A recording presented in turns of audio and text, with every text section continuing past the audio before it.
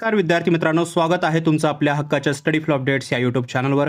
मित्रांनो, आजचा व्हिडिओ तुमच्यासाठी खूप महत्त्वाचा ठरणार आहे, विशेषतः जे विद्यार्थी कृषी विभागातील भरतीची आणि एमपीएससीची तयारी करत आहेत। आज आपण सहाय्यक कृषी अधिकारी म्हणजे ज्याला असिस्टंट ॲग्रिकल्चर ऑफिसर म्हणलं जातं, या पदाच्या भरती संदर्भात एक अत्यंत महत्त्वाची आणि अधिकृत अपडेट पाहणार आहोत। अनेक विद्यार्थ्यांचे मेसेज येत होते की कृषी विभागाच्या भरतीचे पुढे काय झाले, तर त्याबद्दलचा एक अधिकृत खुलासा शासनाच्याच एका पत्रकातून समोर आलेला आहे। चला तर मग तुमचा जास्त वेळ न घेता थेट आपण त्या पत्राकडे वळूया। चॅनलवर नवीन असाल सबस्क्राइब करा, बेल आयकॉनवर प्रेस करून ऑल नोटिफिकेशनवर क्लिक करा।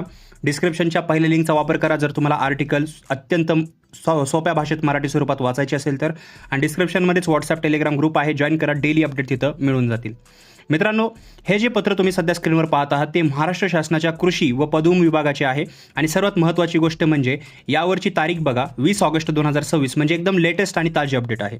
माहिती अधिकारांतर्गत विचारलेल्या एका प्रश्नाला शासनाचे हे अधिकृत उत्तर आहे। आता या पत्रकातील जो लाल बॉक्स दिलेला आहे तो मुद्दा तुम्ही पाहू शकता, दुसरा मुद्दा तो खूप महत्त्वाचा आहे। मी तो तुम्हाला सोप्या भाषेत अगदी स्टेप बाय स्टेप समजावून सांगतो, लक्ष देऊन ऐका। पहिली महत्त्वाची गोष्ट, एमपीएससी मार्फत भरतीची शक्यता आहे।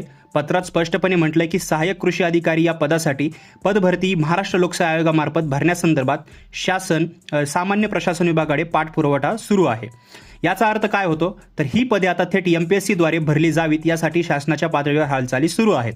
सामान्य प्रशासन विभागाकडे म्हणजे जीएडीकडे याची फाईल गेली असून त्याबाबतचा पाठपुरवठा कृषी विभाग करत आहे। ही विद्यार्थ्यांसाठी नक्कीच एक जमेची बाजू आहे, कारण एमपीएससी मार्फत भरती झाल्यास ती अत्यंत पारदर्शक पद्धतीने होते, हे तुम्हाला माहीतच असेल।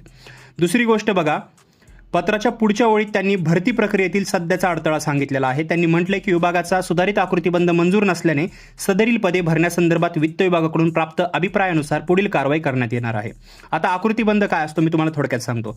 आकृतीबंध म्हणजे कोणत्याही विभागाचा स्टॅपिंग पॅटर्न असतो, म्हणजे त्या विभागात एकूण किती पदे असावीत, कोणत्या स्तरावर किती अधिकारी असावेत याचा एक आराखडा असतो। कृषी विभागाचा हा नवीन सुधारित आकृतीबंध अद्याप फायनल झालेला नाहीये किंवा त्याला मंजुरी मिळाली नाही, याबद्दल मी ऑलरेडी व्हिडिओमध्ये सांगितलेलं आहे। कारण आता जे वरिष्ठ अधिकारी आहेत त्यांनीच हे स्टॅपिंग पॅटर्न जो झाला होता त्याच्यावरच आक्षेप घेतलेला आहे। त्यांचे खूप कारणं होते, तर तुम्ही तो व्हिडिओ पाहू शकता। नाही जर मिळत आहे तर मला कॉमेंटमध्ये विचारा, मी तुम्हाला लिंक प्रोव्हाइड करेल।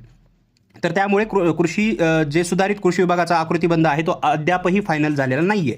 तसेच कोणत्याही नवीन भरतीसाठी किंवा पदांच्या मान्यतेसाठी राज्याच्या वित्त विभागाची परवानगी लागतेच। त्यामुळे जोपर्यंत वित्त विभाग यावर आपला सकारात्मक अभिप्राय देत नाही आणि जे आकृतीबंध आहे ती मंजूर होत नाही तोपर्यंत प्रत्यक्ष जाहिरात निघू शकत नाही। आता एक विद्यार्थी म्हणून तुम्ही यातून काय समजून घ्यायचं आहे, बघा मित्रांनो, प्रशासकीय कामेही एका प्रक्रियेतून जात असतात। आकृतीबंध मंजूर होणे, वित्त विभागाची मान्यता मिळणे याला थोडा वेळ लागू शकतो, पण सर्वात मोठा दिलासा कोणता आहे, तर या पदांच्या भरतीसाठी शासन स्तरावर आणि एमपीएससी मार्फत पाठपुरावा सुरू आहे। भरतीची फाईल बंद झालेली नाहीये, ती योग्य मार्गाने पुढे जात आहे। त्यामुळे माझा तुम्हाला एकच सल्ला राहील की तुम्ही तुमचा अभ्यास जो आहे अजिबात थांबू देऊ नका। कृषी घटकांचा आणि एमपीएससीच्या अभ्यासक्रमाचा तुमचा जो अभ्यास सुरू आहे तो सातत्याने करत राहा, कारण एकदा का वित्त विभागाची मंजुरी मिळाली की जाहिरात येण्यासाठी जो वेळ आहे तो लागणार नाही, आणि तेव्हा आपल्याकडे अभ्यासासाठी पुरेसा वेळ नसेल। जशी यावर वित्त विभागाची मान्यता मिळेल किंवा सामान्य प्रशासन विभागाकडून नवीन अपडेट येईल तशी ती सर्वात आधी मी तुमच्यापर्यंत आपल्या स्टडी फ्लो अपडेट्सच्या माध्यमातून नक्की पोहोचवेन, याची खात्री बाळगा। तर मित्रांनो, ही होती सहाय्यक कृषी अधिकारी भरतीबाबतची एक छोटी पण अतिशय महत्त्वाची अपडेट। माहिती नक्कीच तुम्हाला क्लिअर झाली असेल, तुम्हाला ही माहिती उपयुक्त वाटली असेल तर व्हिडिओला नक्की लाईक करा न विसरता। तुमच्या सर्व अभ्यासू मित्रांसोबत हा व्हिडिओ शेअर करा, जेणेकरून त्यांनाही खरी परिस्थिती समजेल।